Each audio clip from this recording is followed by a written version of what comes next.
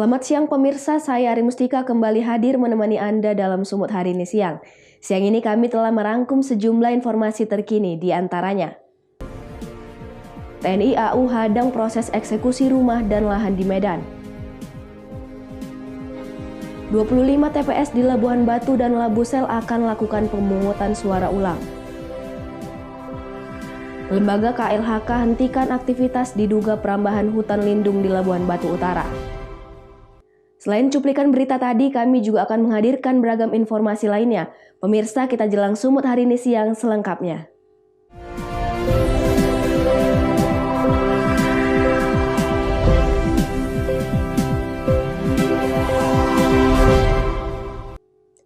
Kita ke informasi pertama pemirsa, puluhan prajurit TNI Angkatan Udara di Medan, Sumatera Utara menghadang proses eksekusi rumah dan lahan yang diduga milik perwira tinggi TNI AU. Pihak keluarga menolak pembacaan eksekusi karena kasusnya masih dalam proses kasasi.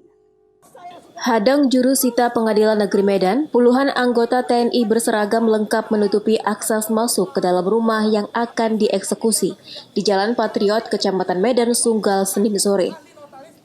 Jurusita Pengadilan Negeri Medan batal membacakan putusan eksekusi dan mundur bersama puluhan personil kepolisian Polrestabes Medan. Dari dalam rumah, pihak tergugat sempat menjerit dan meminta eksekusi lahan dibatalkan, karena tergugat tidak pernah mengenal penggugat yakni William Chandra. Rumah dan lahan yang mereka pertahankan adalah warisan dari orang tua mereka yang sudah memiliki alas hak, sertifikat yang dikeluarkan oleh BPN RI. Namun tiba-tiba saja mereka digugat oleh William Chandra. Sengketa lahan tersebut akhirnya dimenangkan oleh William Chandra pada tahun 2018 lalu, dan saat ini pihak tergugat sedang melakukan proses banding atau kasasi di Mahkamah Agung. Menurut jurusita Pengadilan Negeri Medan, eksekusi sudah tertunda sejak tahun 2018 lalu. Namun hari ini eksekusi kembali ditunda karena dihadang prajurit TNI AU.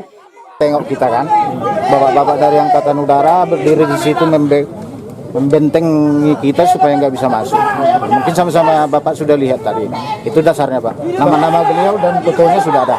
Itu yang kita laporkan nanti ke pimpinan kita. Alat untuk eksekusi gimana Bang? Ada penetapan tentunya Bang. Boleh cerita Bang sedikit Bang? Tentunya ada putusan yang sudah berkekuatan hukum tetap dan sudah kita laksanakan amaning dan peringatan, dan ini tertunda sudah dari 2018. Penolakan ini adalah bahwa kami sedang masih berjuang melalui proses hukum Pak. Itu salah satu. Yang kedua, peristiwa atau proses pengadilan ini jelas-jelas sama kami adalah hal penetapan ataupun keputusan yang keliru Pak. Cacat hukum. Ya, karena kami mempunyai alas hak yang jelas, mulai dari kelurahan, kecamatan, ya mulai dari awal proses itu kami punya alas hak di BPN. Dan BPN sudah mengeluarkan SHM. Namun yang namanya William Chandra Pak, nggak pernah dipertemukan dengan kami. Apakah dia siluman ataukah siapakah dia? Kalau kami tanya kepada pihak PN, dia berada di Singapura lah, yang berada di Jakarta, di Amerika, di mana-mana. Keluarga tergugat mengatakan proses eksekusi tidak bisa dilakukan karena pihaknya sudah melakukan proses kasasi ke Mahkamah Agung. Lahan seluas 5.300 meter persegi tersebut adalah milik orang tua mereka yang sudah diwariskan kepada anak-anaknya. Daniel Pekuali melaporkan untuk Eva Rina TV. Sementara itu pemirsa, seorang pria warga Brigjen Katamso tewas mengenaskan setelah ditabrak kereta api di Medan pada Senin sore. Korban diduga sengaja menabrakkan diri ke kereta api yang sedang melintas. Peristiwa yang menewaskan pria Parubaya yang diketahui bernama Amron, warga Brigjen Katamso tersebut, terjadi di perlintasan kereta jalan MT Haryono Medan yang hanya berjarak 300 meter dari stasiun kereta api Medan. Korban ditabrak dan dilindas kereta api penumpang yang datang dari arah tebing tinggi menuju kota Medan. Akibat kecelakaan tersebut, tubuh korban hancur berserakan di jalanan. Menurut petugas kebersihan M. Tarigan yang berada di lokasi mengaku, korban ditabrak kereta api sejauh 20 meter. Sebelum tewas ditabrak kereta api, korban terlihat termenung, duduk di bantalan kereta api yang ada di samping perlintasan. Kereta api yang menabrak korban sempat membunyikan klakson dari jauh sebelum akhirnya menabrak korban. Ya, Dia melintas. kereta api melintas, dia di situ. Kalau nggak salah nengok dari akuanya itu yang duduk-duduk, dia di situ itu. Sepatunya tadi di situ memang apanya? Terakhir di situ. Iya, terakhir sepatunya di situ sama kakinya. Kira-kira usianya berapa, Bang? Kira-kira usianya 40 bawah lah, 40 bawah itu. 30-an gitu ya? 37 atau Oh, dia mungkin nggak dengar suara klakson kereta api. udah ada tadi klakson panjang dari sana kan kami nggak dengar di sini. Tadi nggak tahu kami apa yang di klakson kan. Kecelakaan ini mengakibatkan arus lalu lintas di Jalan MT Haryono Medan macet total. Setelah dievakuasi dari badan jalan, jasad korban kemudian dibawa ke Rumah Sakit Bayangkara Medan. Wahyu Pratama melaporkan untuk Evarina TV. Informasi berikutnya pemirsa, guna mengamankan wilayah dari gangguan Kamtibmas pada putusan perselisihan hasil pemilihan pada Pilkada Serentak 2020 lalu, di Kabupaten Labuhan Batu dan Labuhan Batu Selatan, Polres Labuhan Batu siagakan ratusan personel dibantu prajurit Kodim 0209 Labuhan Batu dan personel Satbrimo Polda Sumut. Sebanyak 750 personel gabungan disiagakan dalam mengantisipasi kerawanan yang mengganggu kondusivitas keamanan ketertiban di tengah masyarakat pada putusan PHP MK di Pilkada Serentak Kabupaten Labuhan dan Labuhan Batu Selatan, Sumatera Utara. Kapolres Labuhan Batu AKBP Denny Kurniawan menyebutkan, pada saat ini perkembangan situasi bidang politik masih kondusif. Namun pada tahapan putusan sidang putusan sengketa PHP di MK suhu politik cenderung mengalami peningkatan. Dalam mengantisipasi hal-hal yang dapat merusak Kamtibmas, pihaknya menyiagakan 750 personel gabungan. Mengingat Polri bersama TNI bertanggung jawab langsung terhadap pengamanan tahapan Pilkada Serentak agar berjalan damai, menciptakan situasi dan kondisi Kamtibmas yang kondusif khususnya mencegah dampak dari putusan tersebut dengan melakukan langkah-langkah diantaranya pengamanan terhadap kantor KPU, Bawaslu, partai politik, objek vital, dan posko pemenangan. Pada pagi hari ini kami dari Polres Labuhan Batu bersama dengan Kodim 0209 Labuhan Batu di backup oleh Satbrimo Polda Sumatera Utara melakukan apel gelar pasukan persiapan pengamanan putusan MK tentang perselisihan sengketaan pilkada, yang mana pada hari ini untuk Kabupaten Labuhan Batu dengan Kabupaten Labuhan Batu Selatan akan dibacakan putusan. Oleh karena itu, sebagai langkah antisipasi untuk mencegah potensi gangguan yang ada, kami melakukan apel bersama dan melakukan giat pencegahan, ya, seperti penjagaan dan patroli di titik-titik yang kami prediksi kemungkinan akan terjadi gangguan. Untuk personil gabungan yang kita kerahkan untuk pengamanan sebanyak 250 personil. Himbauan sendiri Pak, terkait masalah ini Pak? Himbauan saya terhadap kegiatan pada hari ini agar para pasangan calon dan seluruh tim sukses bisa menerima apapun keputusan yang ditetapkan oleh majelis hakim dan bisa menerimanya dengan baik, ya, dan tidak melakukan tindakan-tindakan yang inkonstitusional atau bahkan tindakan yang sifatnya keributan yang akan berdampak pada gangguan keamanan. Artinya kalau itu dilakukan, maka kami dari Polres Labuhan Batu siap melakukan tindakan hukum terhadap siapapun yang melakukan. Kapolres pun menghimbau agar pasangan calon dan masa pendukungnya dapat menerima apapun putusan MK dengan tidak melakukan tindakan yang bertentangan dengan hukum. Ucok Sitorus melaporkan untuk Evarina TV. 25 TPS di Labuhan Batu dan Labusel akan lakukan pemungutan suara ulang. Beritanya akan hadir sesaat lagi.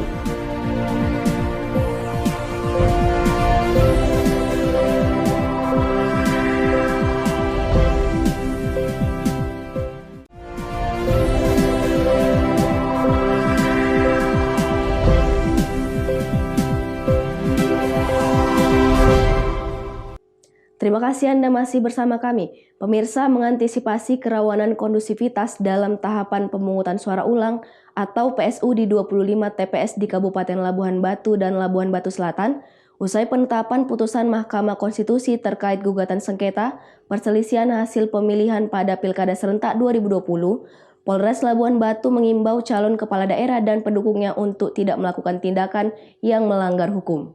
Usai pembacaan putusan MK yang menetapkan PSU di 9 TPS di Kabupaten Labuan Batu dan 16 TPS di Labuan Batu Selatan, Polres Labuan Batu yang sebelumnya telah menyiagakan 750 personel gabungan dalam mengamankan putusan MK tersebut langsung berkoordinasi kepada penyelenggara pemilu dan kepala daerah, di mana dalam putusan MK terdapat 9 TPS akan melakukan PSU di Labuan Batu yakni TPS 5, 7, 9, 10, dan TPS 13 di Bakaran Batu Rantau Selatan, TPS 9 dan 17 di Siringuringo Rantau Utara, TPS 3 Pangkatan, serta TPS 14 di Negeri Lama Bila Hilir.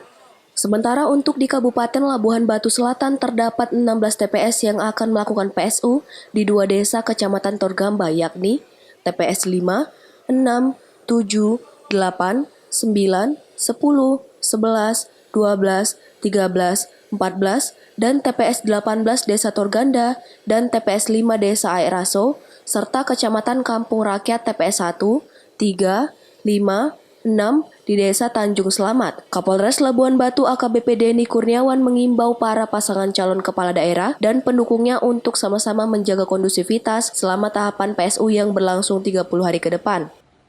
Jadi kita ketahui bersama bahwa hari ini Mahkamah Konstitusi sudah memutuskan sengketa perselisihan pilkada di beberapa kabupaten kota. Salah satu beberapa diantaranya berada di wilayah hukum Polres Labuan Batu, di mana Kabupaten Labuan Batu dan Kabupaten Labuan Batu Selatan. Hasil putusannya adalah bahwa di Kabupaten Labuan Batu Selatan akan dilakukan PSU terhadap 16 TPS di berbagai tempat. Dan untuk di Kabupaten Labuan Batu ada 9 TPS.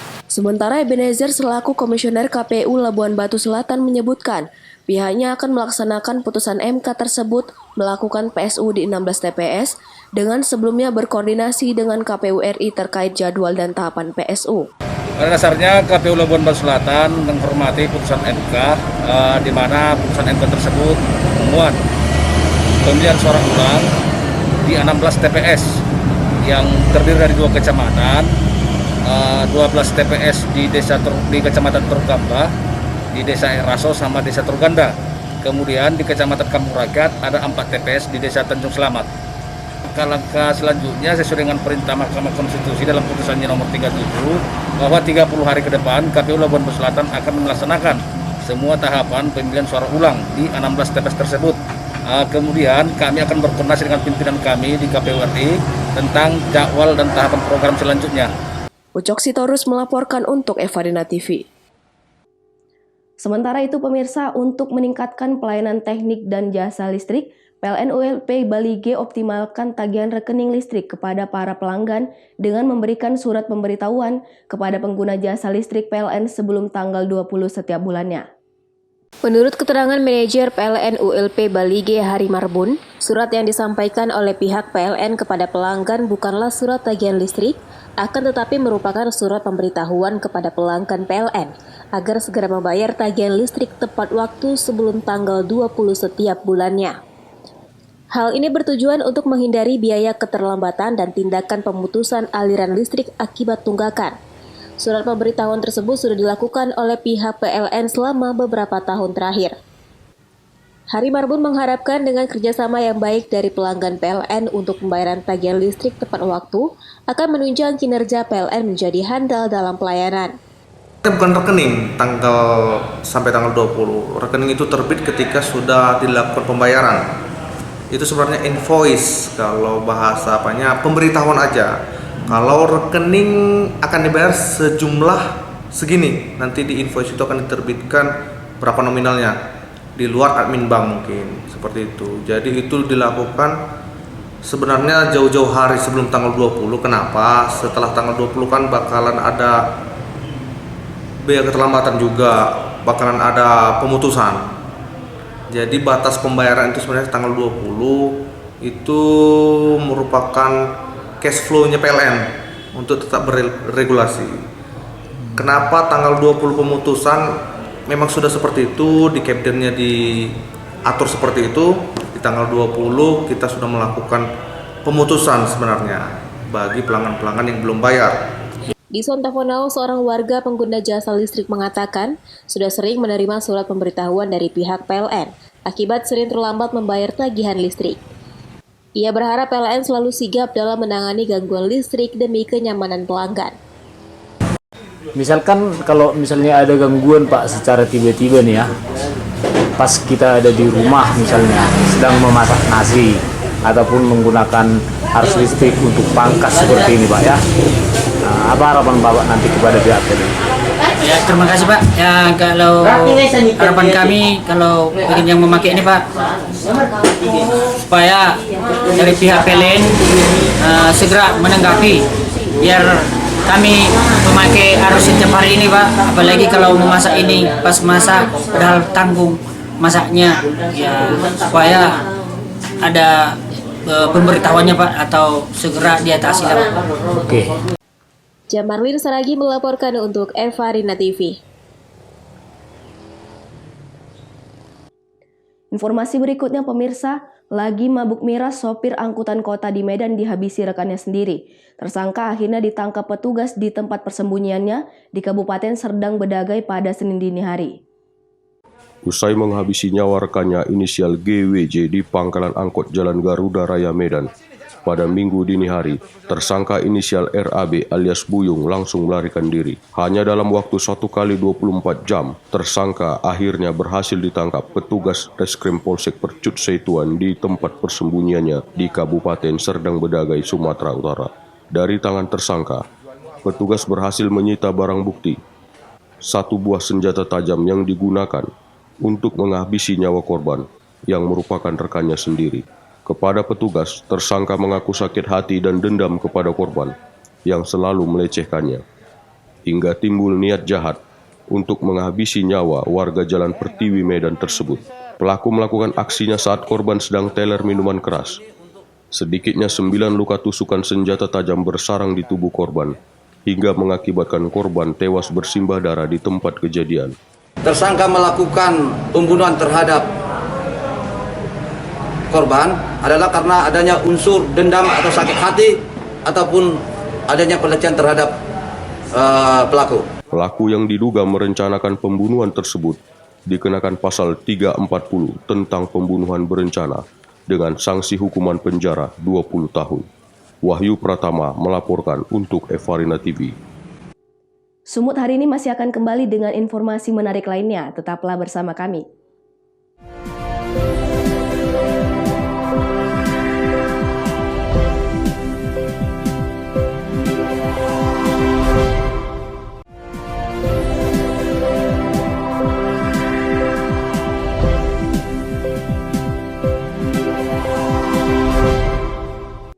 Terima kasih Anda masih bersama kami. Pemirsa, Lembaga Konservasi Lingkungan Hidup dan Kehutanan Wilayah 3 menghentikan aktivitas alat berat ekskavator diduga sedang merambah kawasan hutan lindung di Desa Tanjung Mengedar, Kualu Hilir, Labuan Batu Utara, Sumatera Utara.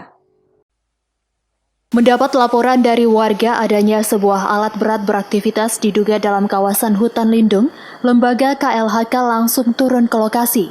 Selain menemukan sebuah alat berat jenis ekskavator sedang bekerja, Lembaga KLHK juga menemukan sejumlah pekerja yang sedang membangun sebuah gubuk dari kayu hutan. Setelah mengambil dokumentasi dan memeriksa titik koordinat, KLHK langsung meminta kepada pekerja agar menghentikan seluruh aktivitas apapun yang diduga masih dalam kawasan hutan lindung ini. Operator alat berat ekskavator Yudi mengatakan bahwa dirinya hanyalah pekerja dari pemilik ekskavator tersebut.